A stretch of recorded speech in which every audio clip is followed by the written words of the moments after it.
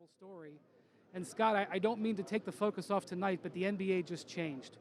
The NBA just changed. Next year, there's teams crawling all over themselves to get Durant. There's going to be this pecking order. There's teams making trades to clear salary cap space. The thought was he was going to be available on the market.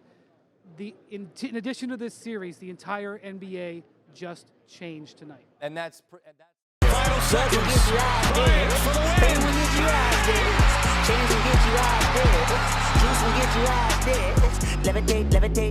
Levitate. Kevin Durant's ruptured Achilles will have a ripple effect that goes far beyond the outcome of the 2019 NBA Finals. It's possible we won't see KD suit up for an NBA game until October 2020. That's over 15 months without a top 3 talent in the league, and that will drastically change NBA history for the start of the next decade. The first order of business is free agency. It's been well documented that KD was reportedly planning to leave Golden State for the Knicks in an attempt to prove that he can lead a team to a championship without a stacked roster. But now with Durant's health being a major concern, he has to weigh during his decision.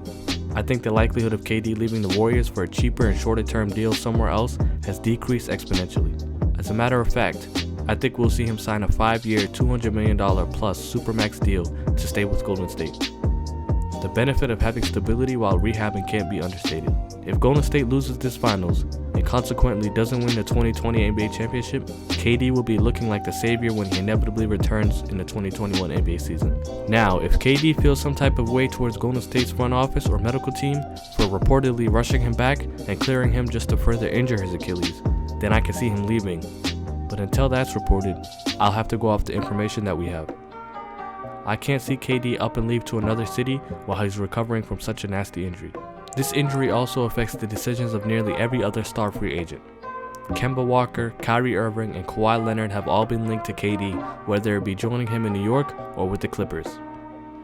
They'll have to weigh the possibilities of KD staying in Golden State or playing a season without Durant for whichever team they sign with. Will that affect Kyrie Irving's chances to stay in Boston or sign with the Nets over the Knicks? How about Kemba's chances of securing $221 million from Charlotte rather than signing with his hometown New York Knicks? Will Kawhi be more willing to stay in Toronto, especially if they win this championship? Or will he choose the Lakers over the Clippers? Not having Durant in the league next year also balances out the NBA for title contention. The Warriors will be brought back down to earth, and Durant won't be able to form a new super team anywhere else. So as of now, any of the top teams in the league have an opportunity at a championship. We can see LeBron James and Anthony Davis hoisting the Larry O'Brien trophy next year.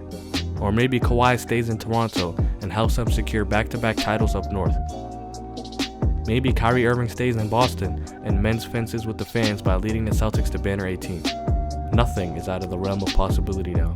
Another consequence is how this injury will influence other players.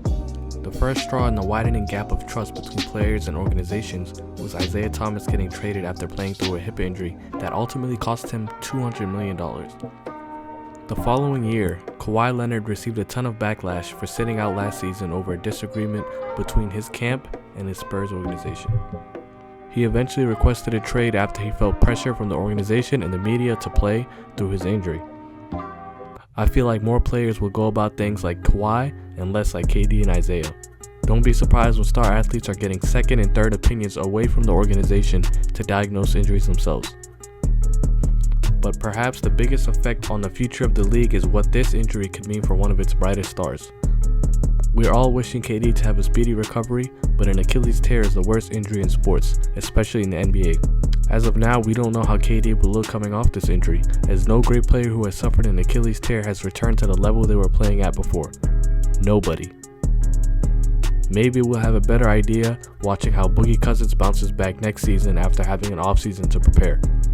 But for now, the future of Kevin Durant as a superstar player is uncertain. No matter how you feel about him, nobody wants to see such a great talent on the sidelines in the prime of his basketball career. We've already lost a year of KD's peak back in 2015 when he suffered the same injury that ended Yao Ming's career, and look how he bounced back. I hope he can return at 100% and continue on his trajectory towards greatness. Thanks for watching. Please like and subscribe.